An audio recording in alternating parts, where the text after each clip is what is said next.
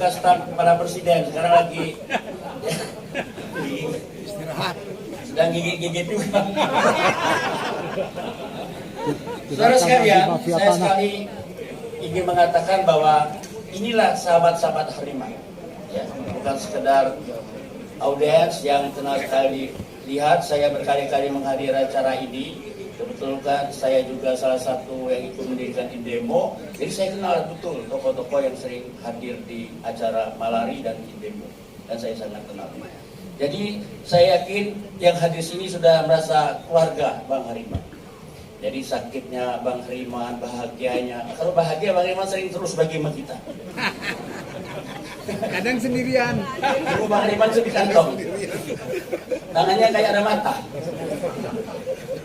Itu kelebihan tokoh Hariman. Dan saya tidak pernah menemukan manusia di dunia kayak begitu.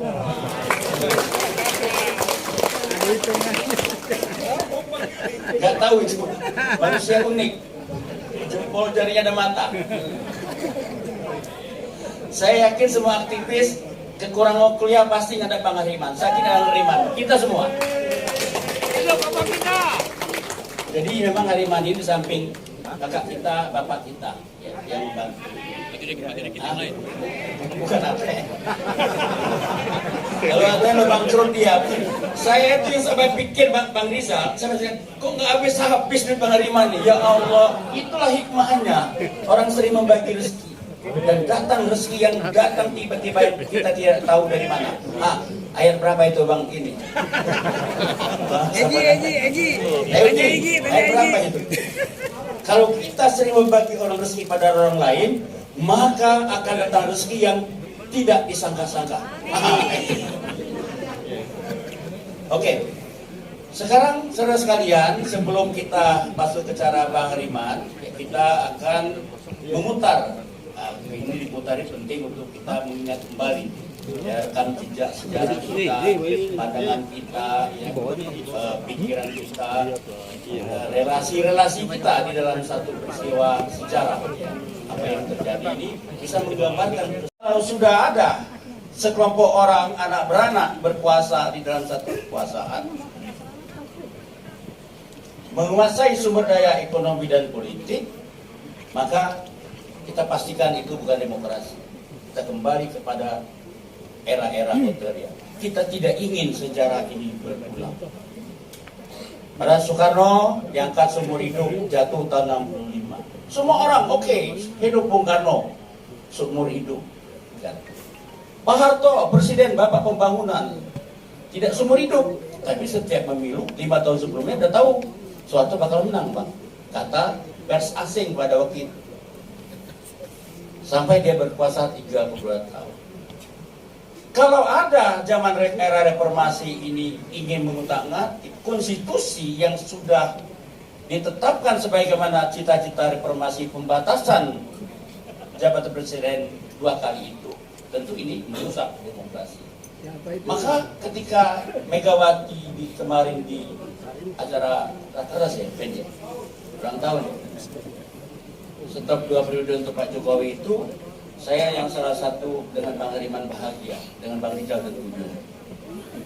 Saya nggak tahu Effendi Simbolon bahagia nggak? Bang Mas Inton. Saya tanya kemarin dengan Yani di satu tempat diskusi, saya paling senang, saya bangga dengan Bu Mega kayak gitu. Sementara itu terjadi, kita bahagia, berarti ada pemilu. Maksud saya pemilu itu tentu yang bagus lah Bang ya, dengan yang kriminal demokratik itu. Jadi demokrasi accountability. Nah itu yang kita harapkan. Nah kita mau mendengar Bang Hariman. Dikit ya. Tanggal 15 Januari itu kan kita malamnya kan diancam oleh Pak Panggabean kalau nggak salah. Kalau bergerak makan. Jadi dasar kita kan orang tambang, jadi ya apa urusannya kita bergerak aja gitu loh. Jadi pagi-pagi itu saya datang ke UI kayak sekarang ini di panggung udah diambil alih oleh Bambang Sulistomo. Itu ada orang itu. Jadi dia nyanyi-nyanyi, kotek-kotek. Maksud saya nanti setelah itu penangkapan, ditangkaplah Bambang Sulistomo juga gitu loh. Di pengadilan ditanya, kamu peranannya apa? Ternyata dia nggak ikut rapat, nggak ikut apa, cuma ada di panggung. Ini ngapain ditahan? Suruh turun dia.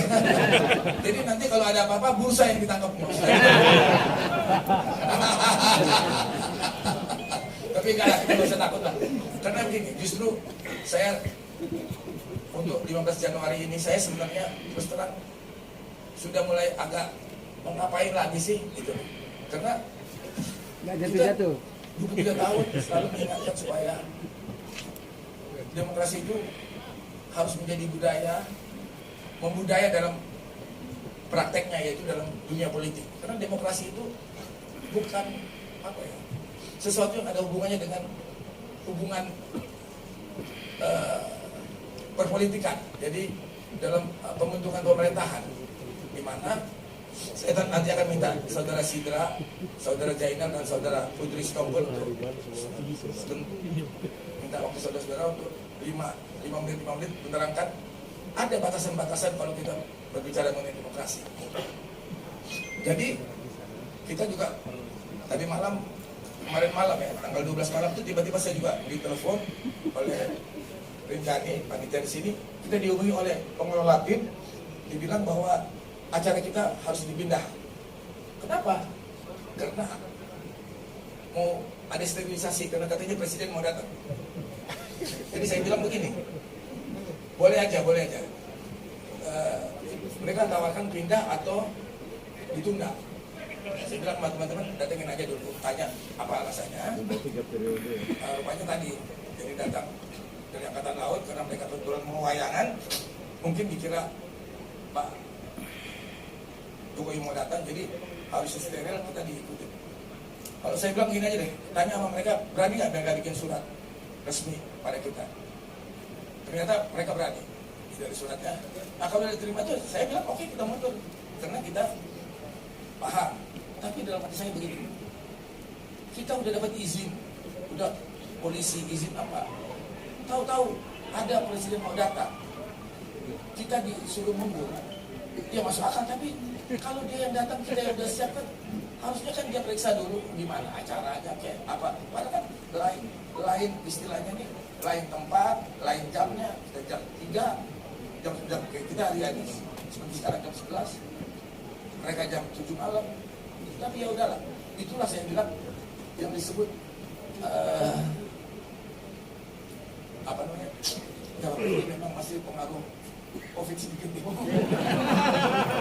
Itulah namanya pengaruh dari apa namanya eksesif kekuasaan itu. Jadi kita pilih menolak lupa pertahankan demokrasi, karena akhir-akhir ini 3 isu itulah yang paling apa ya, 3 isu besar tadi.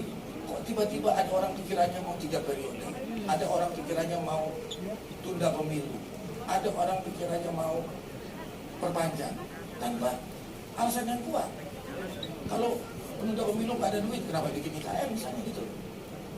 Kalau 3 periode, bagaimana kita seluruh perjuangan sebenarnya dari tahun 45 sampai tahun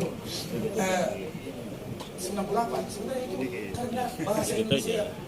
Kata Bung Hatta pada saya, kalau saya ketemu Bung Hatta sendiri, bahwa dalam Undang-Undang Dasar bisa dipilih kembali itu Hariman, maksudnya kata Bung Hatta nih, dia yang bikin itu 2 kali. Tapi karena bahasa Indonesia itu bahasa yang waktu itu ya tahun 45 lemah, jadi dia sebut ya bisa dipilih dan bisa dipilih kembali. Itu artinya 2 kali Hariman. Jadi pikiran kita, kalau sampai, kalau saya sebagai orang yang terus-terusan katakan sebagai Assalamualaikum warahmatullahi wabarakatuh. Para pemirsa Logika Rakyat maupun LBH, DPP, BPMI Channel dimanapun berada. Kali ini saya berada di Taman Imad Ismail Marzuki, menghadiri undangan 23 tahun Indonesia Demokrasi Monitor, yang kebetulan tokohnya adalah Bang Hariman Siregar. Nah, tadi yang saya tangkap ada beberapa hal pembahasannya. Yang pertama, 3 poin utama ya, dari sekian banyak problematika bangsa hari ini ada 3 poin utama. Yang pertama terkait isu Jokowi 3 periode. Kemudian yang isu kedua adalah isu penundaan pemilu. Dan yang ketiga adalah isu perpanjangan masa jabatan presiden. Nah, di samping tentu saja seperti kita ketahui bersama, yang terupdate itu adalah keputusan kontroversial terkait masalah Perpu Undang-Undang Cipta Kerja, yang banyak pengamat juga pada guru-guru besar tata negara itu sama halnya melecehkan, menghina MK, melecehkan MK, mengangkangi MK. Nah, tentu saja kita berharap pemerintahan ini tidak menimbulkan pemerintahan yang otoriter. Tentu saja berusaha menghormati nilai demokrasi yang sudah diperjuangkan oleh founding father kita dan para aktivis demokrasi. Nah, agar kondisi itu tetap kondusif. Karena tentu saja ketika konstitusi ini tidak dijalankan sesuai dengan amanah yang tertera dalam konstitusi kita dalam menjaga nilai-nilai demokrasi Indonesia, tentu saja ini dapat menimbulkan perpecahan antara anak bangsa, dan bisa dapat menimbulkan kegaduhan di mana-mana. Maka dari itu semua pihak baiknya menahan diri, karena tetap kekuasaan itu harus tetap dibatasi, karena kalau tidak dia akan bertindak sewenang-wenang, semena-mena. Nah, makanya dari itu tetap kita jaga bahwa presiden cukup 2 periode lah, jangan nanti biarkan generasi-generasi selanjutnya untuk meneruskan apalagi ini cita-cita bangsa Indonesia. Mungkin itu saja dulu dari saya. Bila itu, assalamualaikum warahmatullahi wabarakatuh.